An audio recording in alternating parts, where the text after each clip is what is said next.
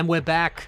It's the Bionicle Inspiration series, the show where we spotlight amazing creations from across the Bionicle community so that we can inspire you. Today I want to talk about some amazing Makuta MOCs. Let's dive in and talk about the bad guys. First up, we have one of my favorite creations out of 2025. It's Makuta Definitive Edition by Brandon Builds. I mean, just look at this comparison. What an upgrade. The original version of Makuta Teridax, it's a brilliant set. The stylish curved armor, it looks so sleek and so sinister, it's great. And Brandon has perfectly replicated that with the help of modern CCBS parts. It's a nice little upgrade. But you know, he's not just stopped there. He's taken the amazing design of this set and advanced it even further. Now we have amazing organic textures. I mean, look at all this red macaroni piping, the way it wraps around the limbs and the torso. We've also got other tubes as well in silver. It's just such a good balance of organic and mechanical.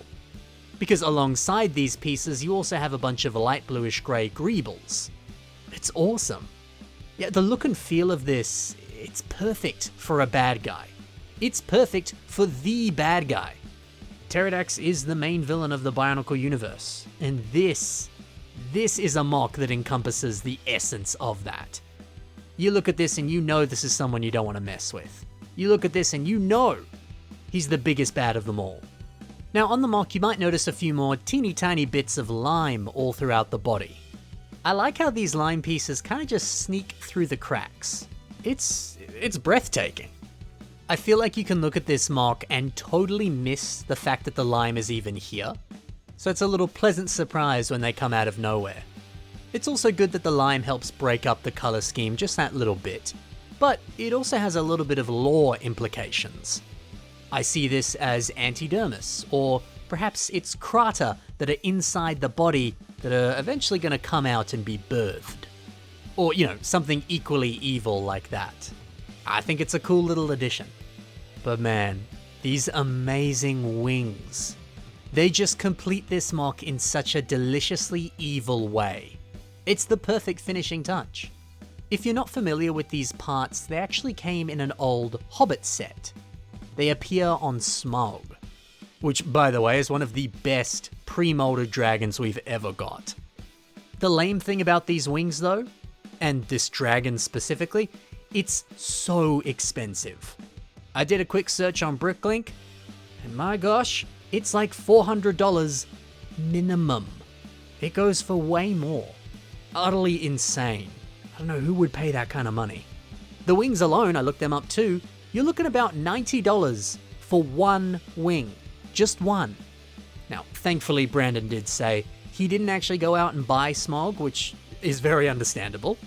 He actually bought some knockoff variants of these wings over on AliExpress, and I think they were like $2, which is so much better. And I mean, they look identical to the Lego wings. So yeah, good idea. Plus two, this dragon I believe came out in one of the years where Lego's dark red was very brittle and prone to breaking. So you'd hate to spend that much money only for the thing to break. Man, that would suck. But look, I can't stop talking about this Makuta MOC. It's the best. It's so clean, the shaping is phenomenal. It's captured the look and feel of the character so well. It's a modern reimagining and it's a true masterpiece.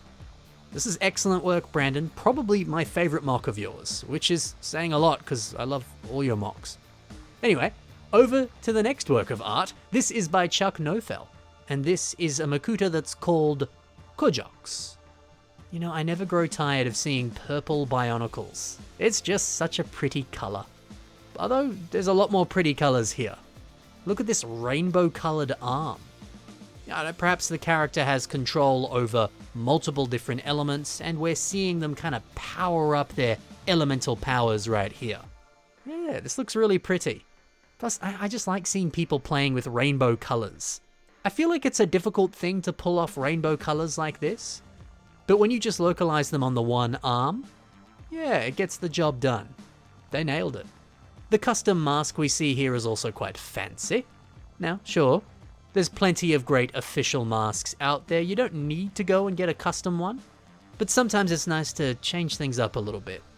Try a brand new mask that's exclusive to your character and your character alone. I get that. And hey, when it looks this good, of course you're going to use it. It's a sick mask. Yeah, so a very fun and very original take on a Makuta. This is good stuff.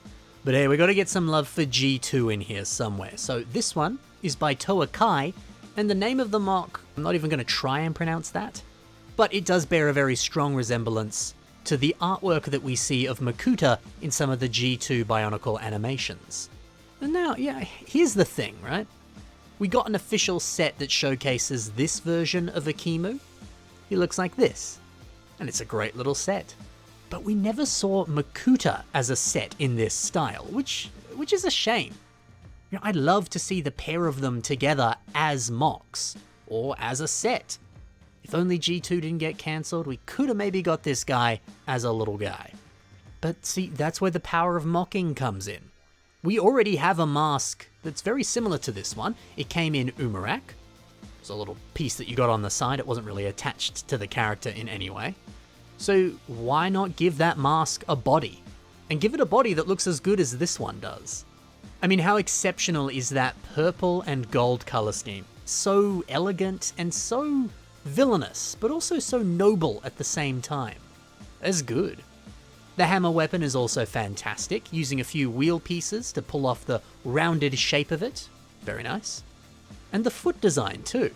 It's using those Exoforce robot arm pieces in gold, with the same pieces that you see here on the finger design. But yeah, they're being used as toes instead. A little bit different, but it looks good. You know, this is a simple but very well constructed take on Makuta. Love it. Love it, love it, love it. But now let's finish off with Makuta Miserax. This was built by the Overheating Orange.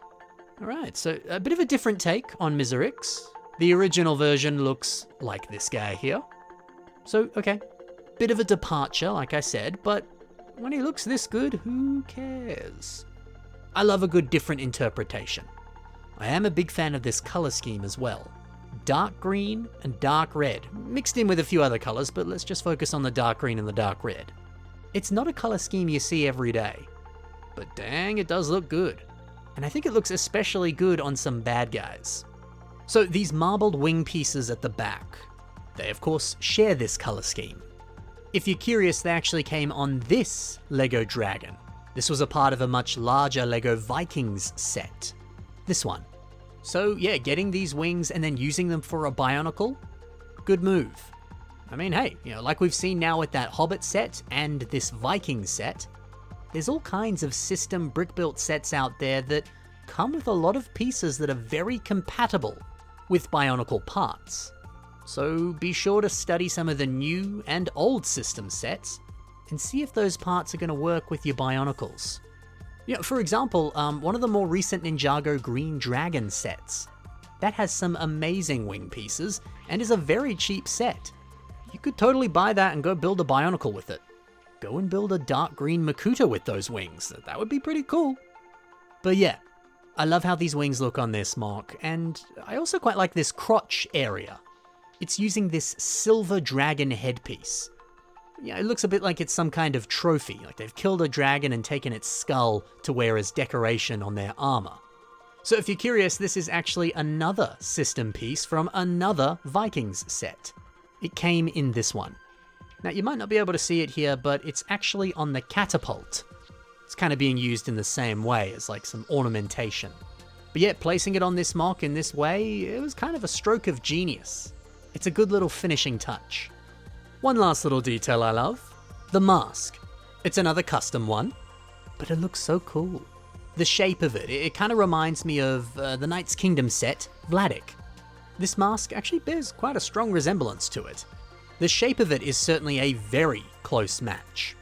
So hey, if you don't want to go out and buy a custom mask because you don't know where to go, you just don't want to do it, or you want to stick to your official Lego pieces, understandable. Instead, just go use Vladik's mask. It's gonna look dope on a Makuta. Yeah dude, this MOC slaps. And that's all for now, gang. I love these MOCs today. I hope you enjoyed them as much as I did. And if you want to see more from the builders that I highlighted today, check the links in the description below. You can find their stuff right there. Thank you so much for watching, guys. Happy building, and bye for now.